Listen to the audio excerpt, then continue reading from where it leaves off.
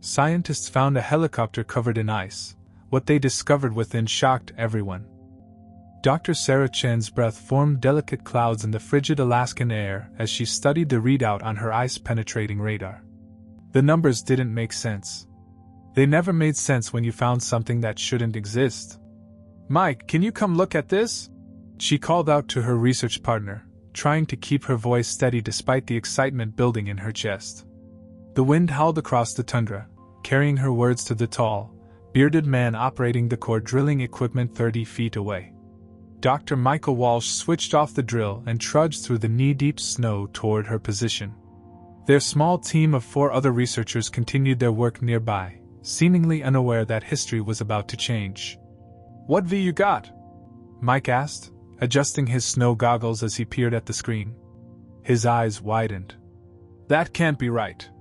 "Metal," Sarah confirmed, pointing to the anomalous reading. "A lot of it. At least 30 feet down, preserved in the ice. And look at this formation, it's too uniform to be natural debris." Mike scratched his beard, ice crystals falling from the frozen hair. "We're supposed to be studying climate patterns from the last ice age, not playing archaeologist." He paused, then grinned. "Let's dig it up." Within hours, their small research station had transformed into an impromptu excavation site. The other team members, Dr. Jessica Torres, the ice core specialist, Tom Chen, no relation to Sarah, the climate researcher, and graduate students Kyle Peterson and Maria Rodriguez, had all abandoned their original tasks to assist with the mysterious discovery. The drill worked slowly through the layers of compressed ice, each foot revealing a timeline written in frozen water. Sarah calculated the depth and age of the ice as they went deeper. "Based on these readings, whatever's down there has been frozen for at least 25 years. In the middle of nowhere," Jessica added, checking their GPS coordinates for the 100th time.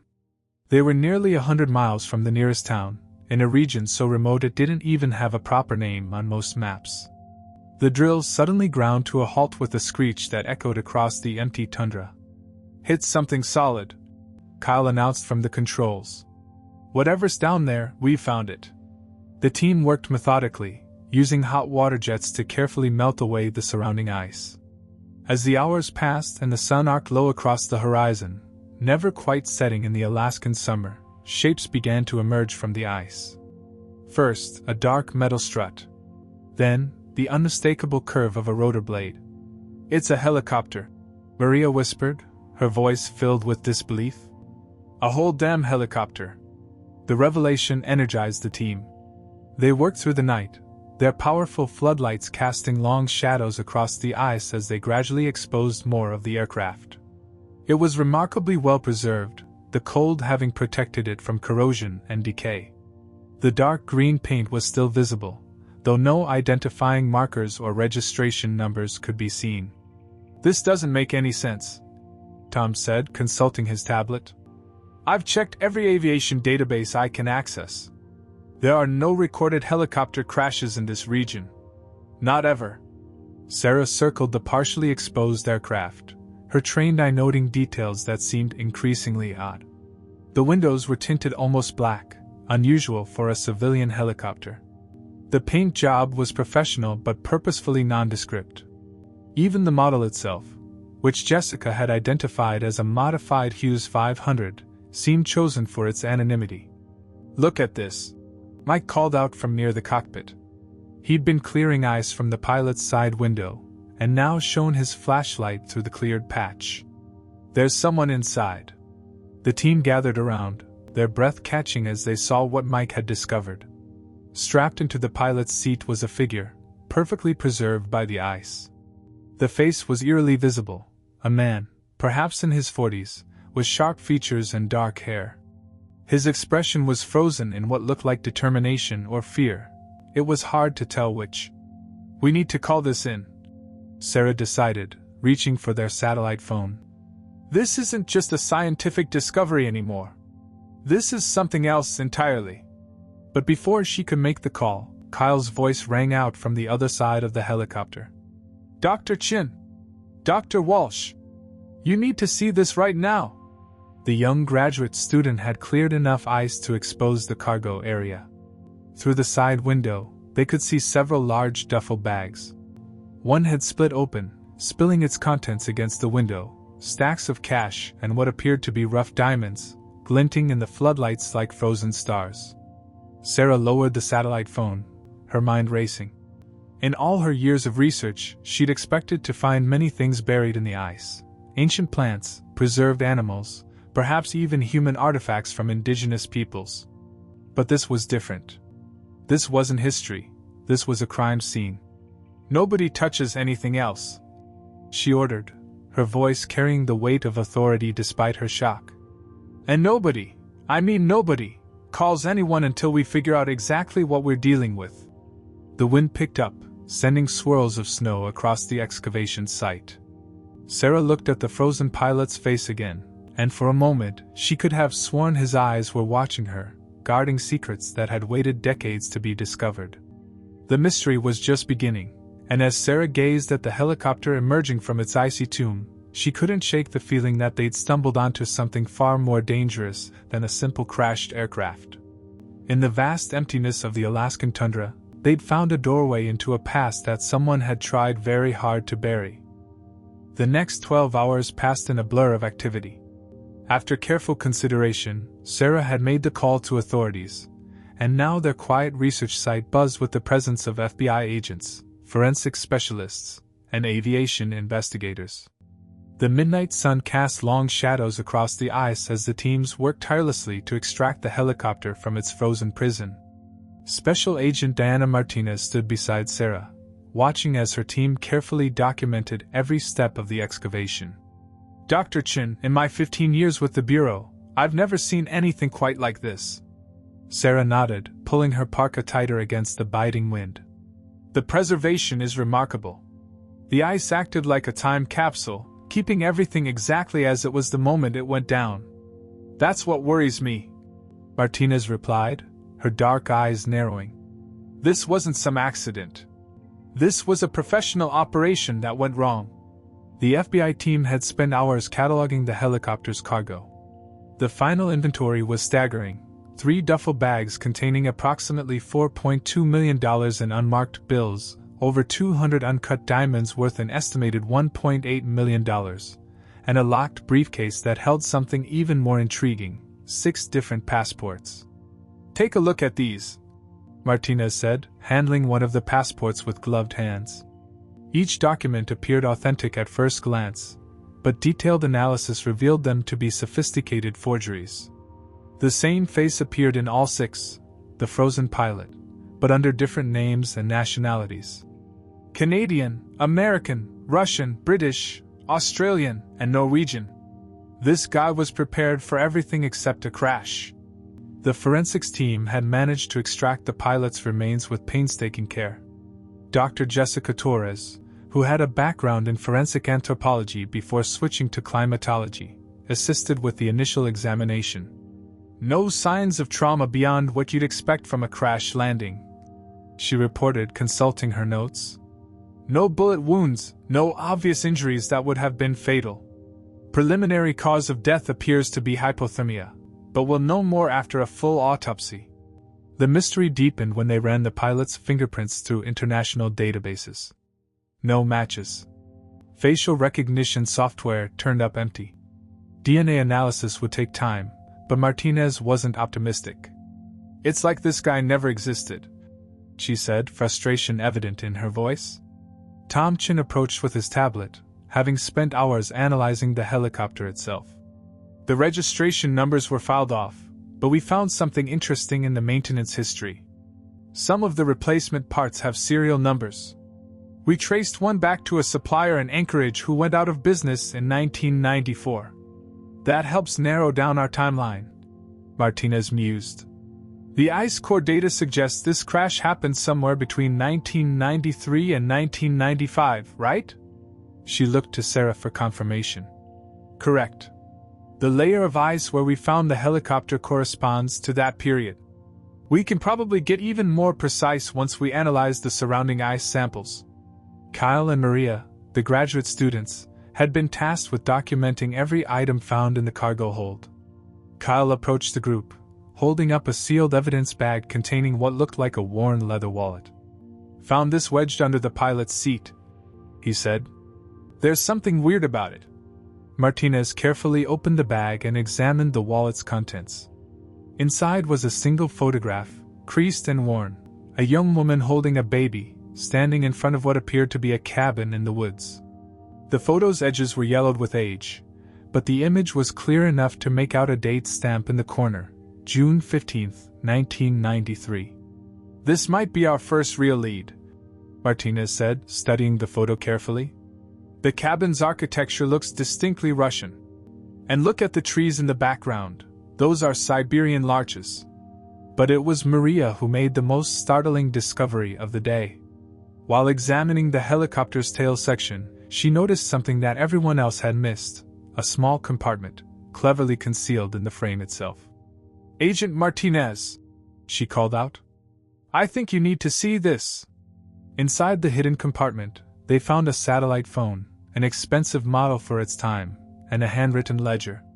The ledger's pages contained columns of numbers, dates, and coordinates, many of which pointed to locations along the Alaska-Russia border.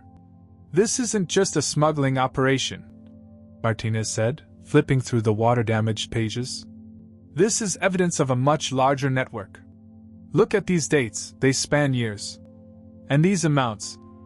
She paused, her expression grave. "We're looking at hundreds of millions in goods and cash moved across international borders." Sarah stared at the frozen helicopter, its dark windows reflecting the endless Arctic day. "But why here? Why did they crash in the middle of nowhere?"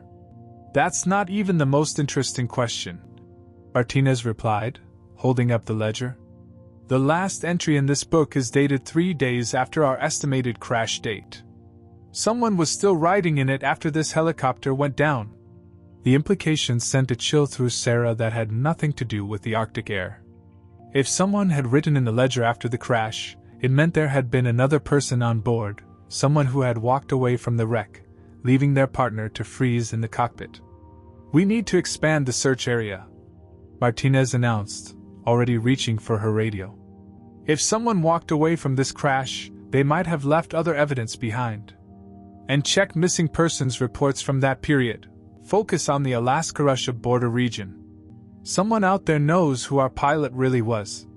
As the search teams fanned out across the tundra, Sarah couldn't help but notice how the helicopter's dark windows seemed to watch their every move, like the eyes of a predator waiting patiently in the ice. Whatever secrets this aircraft held, they were only beginning to surface, and some secrets, she was learning, refused to stay frozen forever. The makeshift command center hummed with activity as Agent Martinez pinned another document to the evidence board. 3 days had passed since the helicopter's discovery, and the investigation had exploded into something far larger than anyone had anticipated. The team had commandeered an abandoned weather station 20 miles from the crash site, transforming it into their base of operations. The smuggling ring operated throughout the 1990s, Martinez explained to the assembled group. Sarah and her research team sat among FBI analysts and forensic experts, all drawn into an investigation that had nothing to do with climate research anymore.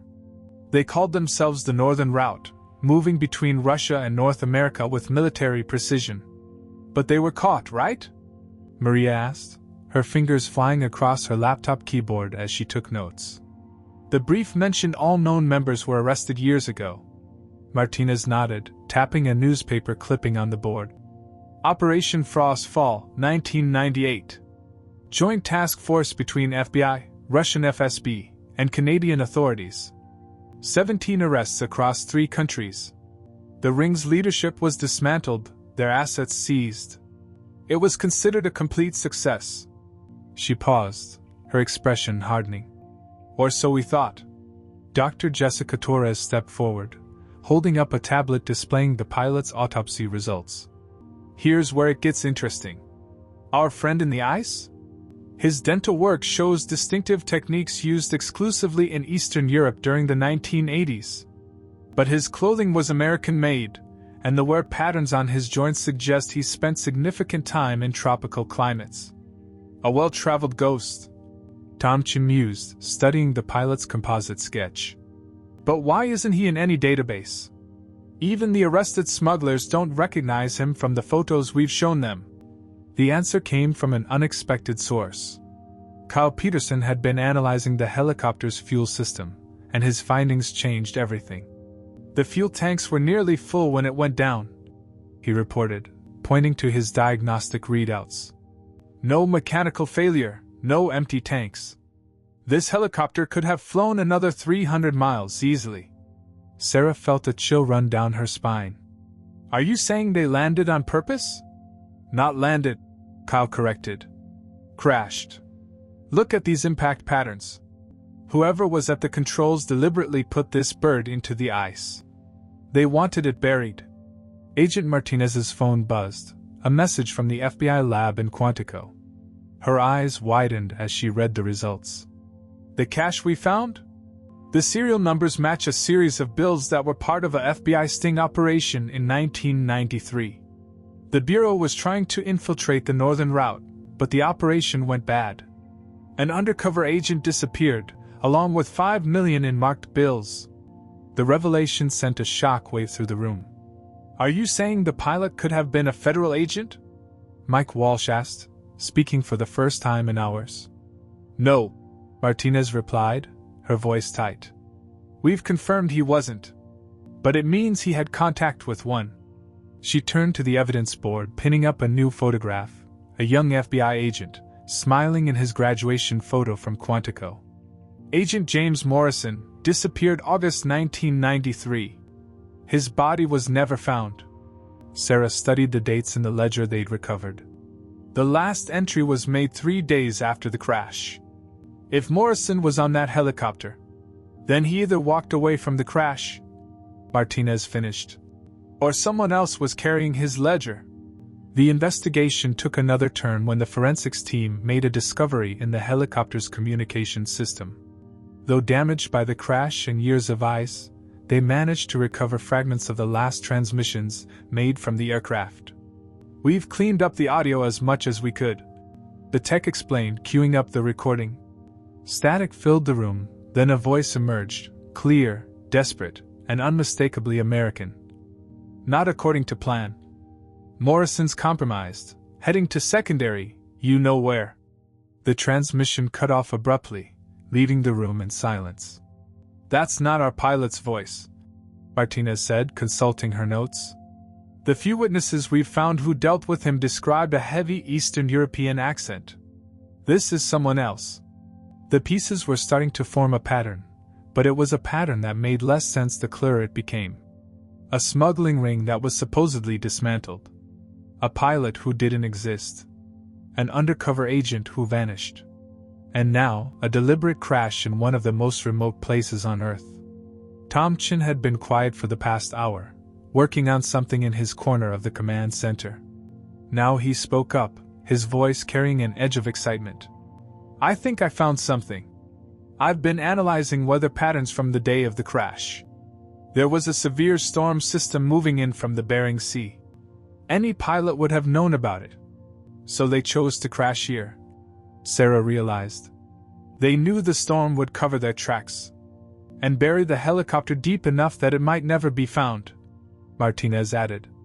She turned to the evidence board, drawing lines between the connections they'd made. But why go to all that trouble? Why not just destroy the evidence? The answer came from Mike Walsh, who had been studying geological surveys of the area. Because this wasn't just about hiding evidence. This location. He pointed to their coordinates on the map. It's exactly halfway between two former Soviet emergency landing strips, both abandoned after the Cold War. A waypoint, Martinez breathed. This whole operation, the northern route, wasn't just a smuggling ring. It was an escape route. Sarah looked at the pilot's photo again, seeing it with new eyes. Not just for smugglers, she said slowly. For anyone who needed to disappear completely. The implications of their discovery were staggering. The northern route hadn't just been moving goods, it had been moving people, helping them vanish into the vast emptiness between Russia and North America. And somewhere out there, possibly still alive, was someone who knew every secret, every name, every drop point along that route. Martinez's phone buzzed again. Her face went pale as she read the message. "We just got a hit on one of the serial numbers from our recovered cache. A bill matching our sequence was just used, yesterday, in a casino in Vladivostok." The room fell silent as the meaning sank in. Someone who had been there the day of the crash, someone who had walked away with evidence, and knowledge that could blow open decades of secrets, was still out there. And they were starting to move again. "I need to make some calls," Martinez said, already heading for the door. "This just became an active manhunt." Sarah watched her go, then turned back to the evidence board. Among the photos, documents, and connecting lines, the pilot's face stared back at her, his frozen expression now seeming less like fear and more like satisfaction. He had taken his secrets to the grave, but someone else had walked away from that crash, someone who had been waiting 25 years to use what they had learned.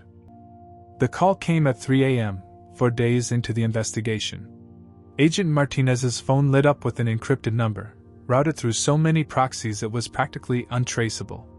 Sarah watched as Martinez's expression shifted from irritation to intense focus as she listened to the caller. "You're sure about this?" Martinez asked, scribbling notes furiously. "And you were there that night?" A pause. "I understand. Thank you for coming forward." The agent hung up and immediately turned to her team. "That was Gerald Cooper, retired U.S. Customs official. He worked the Alaska-Russia border checkpoint in the 90s. Says he's been following the news about our discovery and can't keep quiet anymore." Sarah leaned forward, her coffee forgotten. "What did he say?" "According to Cooper, on August 15, 1993, his team picked up an unregistered aircraft on radar, heading south from Russian airspace. They scrambled to intercept, but something strange happened." Martinez consulted her notes. "The pursuit was suddenly called off. Orders from above. The helicopter just disappeared from their screens." "That matches our timeline," Tompkins said, pulling up his data.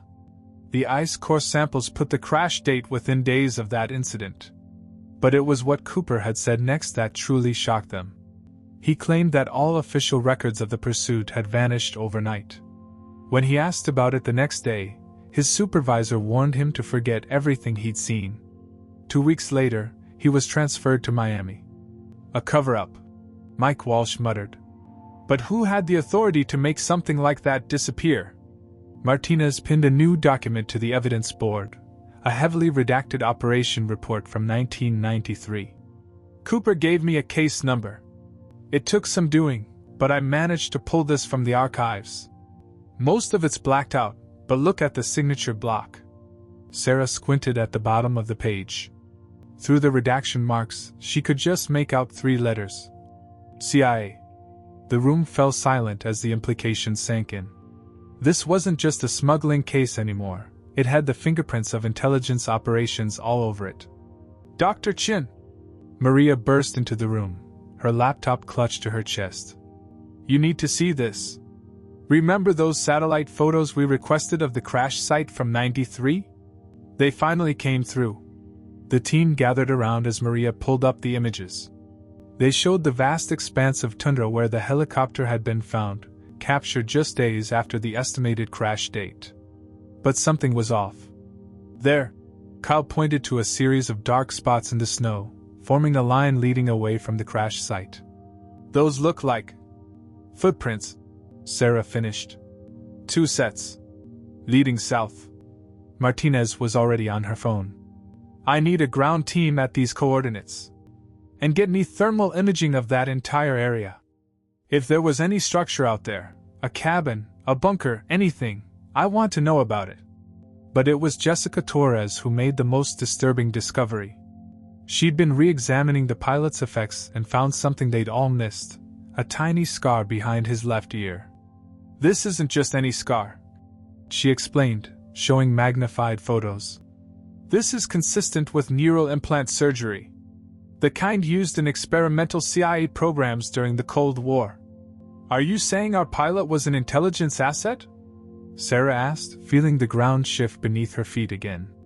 I'm saying nothing about this case is what it seems, Jessica replied. Think about it. A smuggling ring that operated with military precision. A pilot with surgical modifications and multiple identities. An FBI agent who disappeared. And now we know the CIA was involved? Martinez stared at the evidence board, her jaw set. Someone inside our own government was using the northern route. Not just to smuggle goods, but to move people, assets, agents, maybe even defectors. The pieces were starting to fit together, forming a picture darker than anyone had imagined. The northern route hadn't just been a criminal enterprise, it had been a shadow highway for intelligence agencies, a way to move people and resources off the books. But something had gone wrong that night in 1993. Something that made the pilot crash his helicopter deliberately. Something that made his passenger, or passengers, walk away into the Arctic wilderness. A junior agent burst into the room. Agent Martinez! We found something at the second set of coordinates from the ledger. An old hunting cabin, abandoned. But inside. He handed her a photograph. This was nailed to the wall. The photo showed a familiar face, Agent James Morrison, the missing FBI agent. But he wasn't alone. Standing next to him was their mystery pilot, both men smiling, standing in front of a Russian Orthodox church. The photo was dated June 1993, 2 months before the crash. They knew each other, Sarah whispered. Morrison wasn't pursuing him. They were working together. Martinez's phone buzzed again, another message from Vladivostok. More bills from their recovered cash had surfaced, this time accompanied by surveillance footage from the casino. The image was grainy but clear enough, an elderly man, his face weathered but familiar, cashing in chips at the high roller table. James Morrison, Martinez breathed, staring at the image. Alive and well. And he's not hiding anymore. But before they could process this revelation, Tom Chin made another discovery in the satellite photos. Zooming in on an area just beyond the crash site, he found something that made his blood run cold, a third set of footprints, heading east. Someone else had walked away from that crash, someone who hadn't left any traces in the snow leading to the helicopter. They hadn't just found a crash site. They'd stumbled onto the scene of an elaborate deception, one that had worked perfectly for 25 years. Until now. Get me everything you can on Morrison's known associates, Martinez ordered. Bank records, travel patterns, anything. And somebody find Gerald Cooper. I want him in protective custody before. Her phone rang again. This time, the news made her face go pale. Cooper's finished. Car accident 10 minutes ago. Head-on collision with a truck that somehow crossed the median. She looked up at the team, her expression grim. The truck driver's missing. Sarah looked back at the evidence board, at the web of connections they'd uncovered. Someone was cleaning up loose ends, erasing traces of a decades-old operation. And now they were all involved in whatever had really happened that night in 1993, a night that had ended with a deliberately crashed helicopter, 3 people walking away in different directions, and secrets that some very powerful people still wanted to keep buried in the ice. The recovery of the helicopter's black box should have been cause for celebration. Instead, it unleashed a new wave of questions that threatened to drown the investigation in confusion. Sarah watched as the FBI's top audio forensics expert, Dr. Raj Patel, worked his magic on the corrupted data. The cold actually helped preserve the recordings, Raj explained, his fingers dancing across his specialized equipment. But there's something odd about the format. Someone modified this black box. It's recording a lot more than it should. The team huddled around his workstation in the command center, now running on day 5 of the investigation. Outside, the endless Arctic sun cast long shadows across the snow, while inside, tension filled the air like static before a storm. Got it, Raj announced, adjusting his headphones. Starting playback from 20 minutes before the crash. The first thing they heard was the steady thrum of rotor blades, the sound crystal clear despite the decades of ice. Then came the voices. Heading 227, maintaining altitude at 3,000 feet. This from their mystery pilot, his Eastern European accent distinct. "Weather's getting worse." A second voice, American, presumably Morrison. "We need to set down soon." "No. We continue as planned. Look at the radar. That storms." "I said we continue." Sarah glanced at Martinez, who was taking rapid notes. The agent's expression was focused, cataloging every detail of the exchange. A third voice suddenly crackled through the speakers, this one transmitted from somewhere else. "Echo 7, this is Control. You're off course. Redirect to checkpoint Delta immediately." The pilot's response was immediate and harsh. "Negative, Control. The FBI is compromised." Morrison confirmed it. A burst of static then. "Echo 7, you do not have authorization to deviate. Return to." "Authorization?" The pilot laughed, a cold sound. "Tell me, Control, does the CIA know what their golden boy Morrison found in those files? About Operation Winterbourne?" Silence on the radio. When Control spoke again, it was a different voice, older, with the clipped tones of someone used to giving orders. "Listen to me very carefully. Whatever Morrison told you, it's a lie. He's playing both sides. Always has been. Is that why you sent a Finnish team to the last checkpoint?" More static. Sarah noticed Martinez sitting up straighter, her pen frozen midword.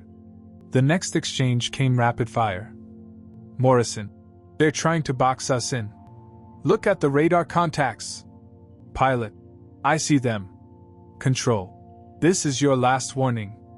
Land now or—" "Pilot, I'm not landing there. This wasn't the deal." Morrison, "Bank left. There." The recording dissolved into chaos. Multiple alarms blared in the cockpit. The rotor rhythm changed, becoming erratic. "Mayday, mayday!" The pilot's voice, all professional calm gone. "We're going down at coordinates." Then a new sound cut through everything else, a third voice from inside the helicopter, one they hadn't heard before. Female, speaking rapid-fire Russian. The pilot responded in the same language, his tone shocked. Raj quickly translated. "He's saying you? But you're supposed to be," then it cuts off. The recording ended with the sound of impact, then silence. "3 people," Sarah said into the quiet room. "We knew about the pilot and Morrison, but who was the woman?" Martinez was already pulling files from her briefcase. "During Operation Frost Fall, we identified 18 key members of the Northern Route. 3 were women." She spread their photos on the table. "All 3 were arrested. All 3 are still in prison." "Then who was she?" Mike asked. "Another CIA asset?" Tom suggested. "Or maybe Russian intelligence?" Jessica Torres, who had been quiet during the playback, suddenly spoke up. "The neural implant scar I found on the pilot. I've been doing more research. It matches a very specific program, Project Echo, run jointly by the CIA and Russian intelligence in the late 1980s. The pilot's call sign," Sarah realized. "Echo 7. It was a specialized infiltration unit." Jessica continued. "They recruited from both agencies, gave them surgical enhancements, new identities. Perfect deep cover agents who could work both sides of the Iron Curtain." Martinez's phone buzzed with an urgent message. "The surveillance team in Vladivostok lost Morrison. He boarded a private jet an hour ago, destination unknown." "But—" She held up her phone, showing a grainy photo. "He wasn't alone." The image showed Morrison helping an elderly woman board the plane. Even through the poor quality, and the decades of age, Sarah could see the resemblance to one of the Northern Route photos on the evidence board, but not one of the 3 women who'd been arrested. "She was Russian intelligence," Martinez said quietly. "Catherine Petrova, code name Echo 3. Officially died in a car bombing in 1991. Unofficially." She gestured at the photo. "She was the 3rd person in the helicopter," Sarah finished. "But why? What did Morrison find that was worth faking her death, worth bringing her back years later?" The answer came from an unexpected source. Carl had been analyzing the black box data beyond just the audio, looking at the helicopter's instrument readings. "The fuel levels," he said, his voice excited. "Everyone assumed they crashed because of the storm, but look at this pattern. They were dumping fuel, deliberately lightening the aircraft. Not for a crash," Mike realized. "For a short takeoff. They wanted everyone to think they went down, but they planned to fly out again. But something went wrong," Martinez added. "Someone disappeared with the evidence, someone else walked away into the storm, and our pilot." She looked at his photo. "He chose to stay with the helicopter. To sell the crash." Sarah stared at the evidence board, seeing all the connections in a new light. A CIA operation gone wrong. A decades-old conspiracy. 2 agents who had disappeared into the shadows, only to resurface now. And somewhere in all of this, a secret worth finishing for, worth dying for. "Operation Winterbourne," she said, remembering the pilot's last transmission. "Whatever Morrison found, that's the key to all of this." Martinez nodded grimly. "And now Morrison and Petrova are in the wind, Cooper's finished, and someone's watching our every move." She turned to face the team. "We're not just investigating a crash anymore. We're racing against people who've been playing this game for 30 years. The wind howled outside, carrying snow against the windows. Somewhere out there, in the vast spaces between Russia and Alaska, 2 ghosts from the Cold War were on the move. And they had a quarter-century head start. 1 week after the helicopter's discovery, Sarah stood in the empty command center, packing up the last of their research equipment. The FBI had officially taken over the investigation, but the revelations of the past 24 hours had changed everything. "Dr. Chen." Agent Martinez entered, holding a thick file stamped with "Top Secret" in bold red letters. "You need to see this.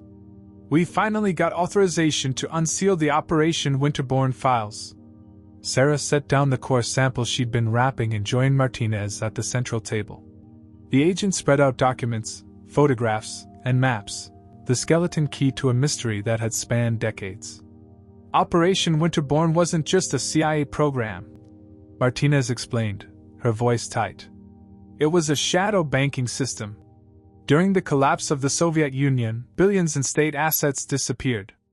Everyone assumed it was ordinary corruption, but it was actually a joint CIA-KGB operation to create a hidden financial network. A escape fund," Sarah realized. "For agents who needed to disappear." "Exactly. The Northern Route wasn't just smuggling goods, it was moving money, creating paper trails, establishing new identities. Morrison discovered this while undercover, but instead of reporting it, he decided to use it for himself," Sarah finished. "But why did it all go wrong that night?"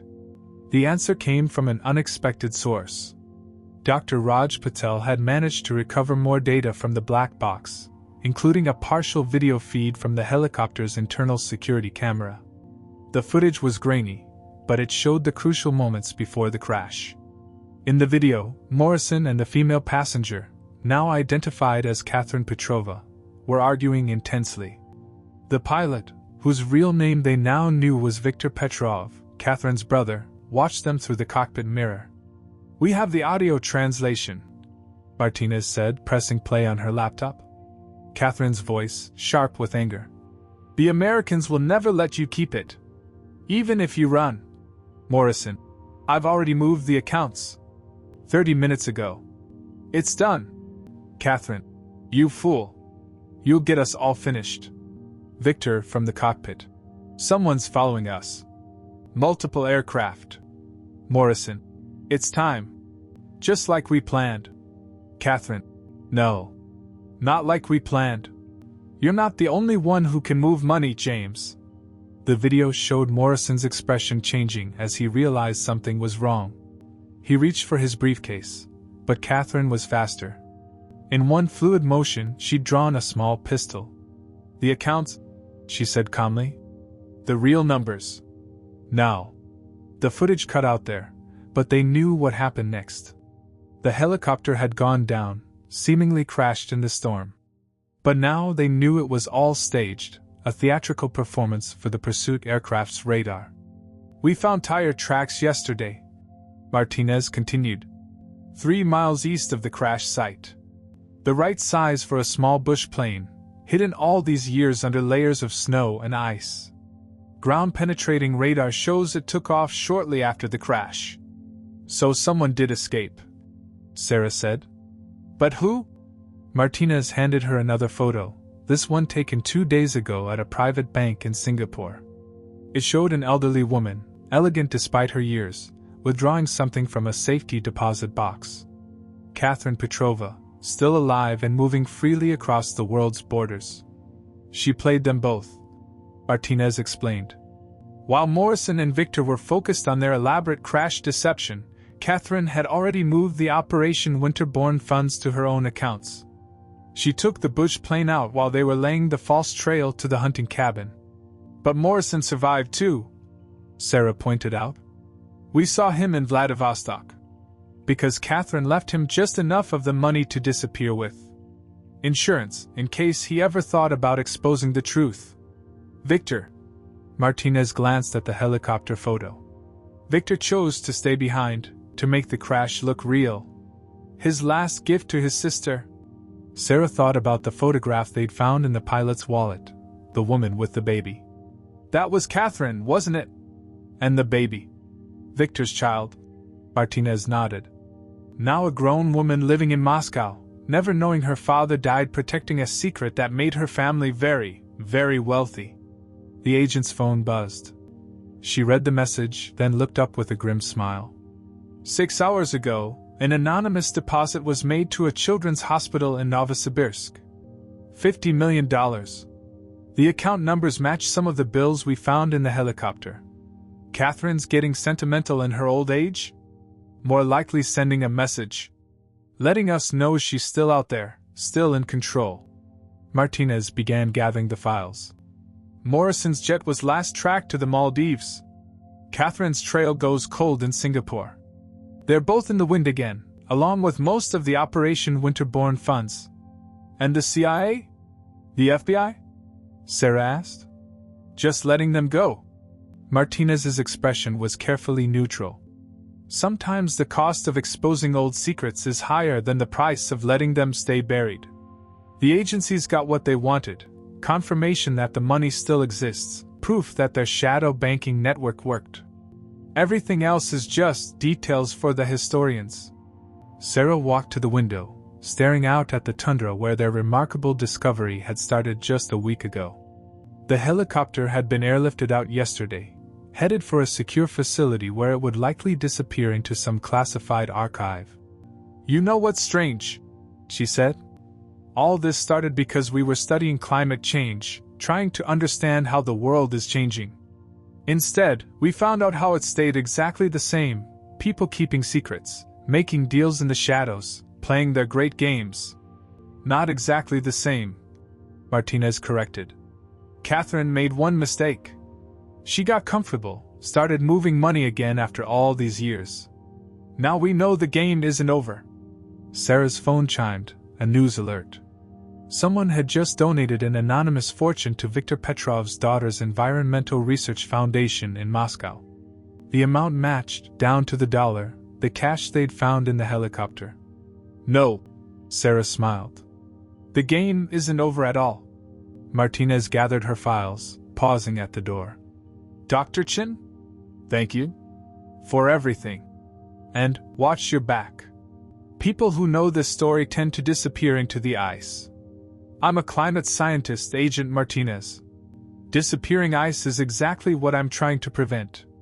After Martinez left, Sarah stood alone in the command center, looking at the now empty evidence board. They had solved the mystery of the helicopter in the ice, but had uncovered something far larger, a shadow world of secret accounts, hidden loyalties, and deals made in the spaces between nations.